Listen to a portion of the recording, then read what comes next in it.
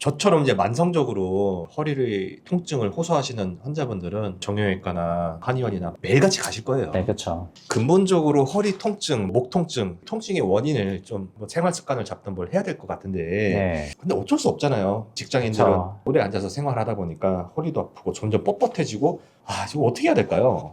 제일 좋은 거는 자세를 똑바로 하고 내가 좋지 않은 자세를 하지 않고 나에게 맞는 운동을 하면서 이제 몸을 기능적인 부분들을 보완하실 수 있으면 제일 좋지만 보통은 이제 환경적인 요소 때문에 건강 그렇게 하지 못하시는 경우들이 대부분이라서요. 그러신 경우는 진료를 보시고 내 몸의 상태를 정확하게 파악하시고요. 불균형 있는 부분들은 치료나 이런 것들을 병행하셔가지고 바로 잡아주시면서 생활을 하시는 게 훨씬 더 도움이 되실 수 있습니다. 어쩔 수 없으면 도움을 받아라. 그렇죠. 예, 그게 좀 현명한 선택일 것 같고요. 그러면 추나 요법이라고 하지 않습니까? 네네. 주로 어떤 상태의 사람에게 시행을 할까요?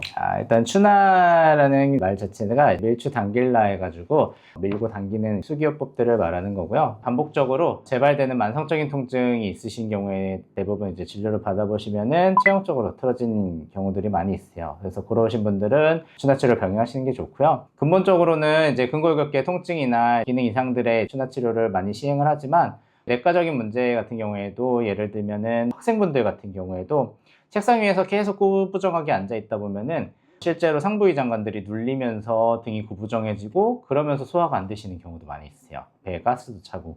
그런 분들은 아무리 약을 먹고 배에 침을 맞고 치료를 해도 잘 낫지 않으시거든요. 그래서 근본적으로 등이 구부정해진 걸 펴주면은 훨씬 더 호전도가 빠르신 경우들이 있어요.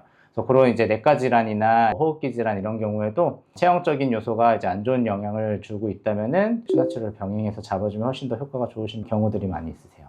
추나요법의 효과 같은 경우에는 기본적으로 통증 완화, 그다음에 체형 교정, 그다음에 우리 몸의 균형이 맞아 들어가면서 혈액순환이 개선되기도 하고 고유수용성 감각이라고 우리 몸의 관절들이나 아니면 뼈들, 근육들의 길이라던가 그런 것들을 정상적인 상태로 만들어주는 감각이 있는데 그런 것들을 이제 정상화 시켜주는 데도 도움이 되고요. 그러므로 해서 이제 뭐 컨디션 회복하는 데도 도움이 되실 수 있으세요. 그래서 보통 반복적으로 재발되는 통증들을 치료하는데 추나치료가 많이 쓰이는 편이고요. 일반적인 치료로 잘 낫지 않는 경우에 추나치료가 병행되기도 하고 진료를 받는데 틀어짐이나 체형 상태가 불균형이 심한 경우에는 처음부터 추나치료가 병행되기도 합니다. 그냥 만성 통증을 호소하는 사람 기준으로 몇 회 주기로 받는 것이 좋을까요?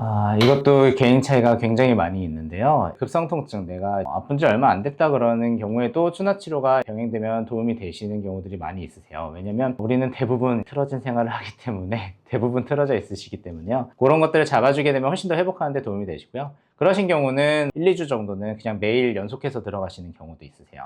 근데 문제는 체형이 오랫동안 틀어져 있었거나 통증 자체가 반복적이거나 아니면은 직업적인 이유나 뭐 여러 가지 이유 때문에 계속 통증이 재발하시는 경우에는 장기 치료가 필요할 수 있고요. 그러신 경우에는 초기에 치료 간격을 타이트하게 들어가는 것보다는 조금 주기적으로 들어가는 게 훨씬 더 효과적이실 수 있어요. 치료 기간 자체가 워낙 길 수가 있기 때문에 보통 그래서 체형 교정을 하시는 경우에 저희 같은 경우에는 초반에는 일주일에 3번, 이틀에 1번 정도 하고 이제 좋아지면서 점차 간격을 띄우면서 좋아진 상태가 유지될 수 있게끔 하는 걸 이제 목표로 해서 그런 식으로 체형 교정을 하기도 하고요. 환자분의 상태나 통증이 어느 정도 오래됐는지에 따라서 굉장히 다양하다고 보시면 됩니다. 네. 그 다음에 이제 마지막으로 도수 치료와 추나 치료가 네. 뭐가 다른지 궁금합니다.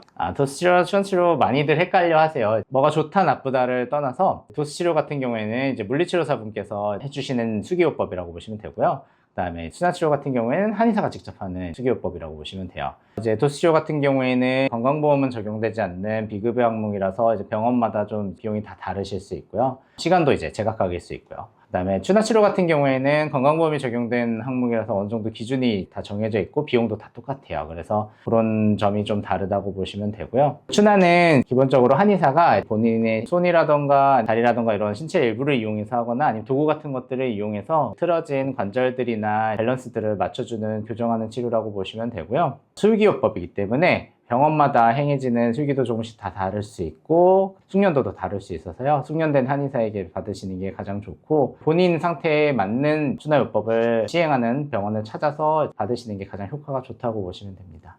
네, 발품 파는 게 중요할 것 같습니다. 네, 어쩔 수가 없어요. 네, 알겠습니다. 오늘도 좋은 말씀 감사합니다. 네, 감사합니다.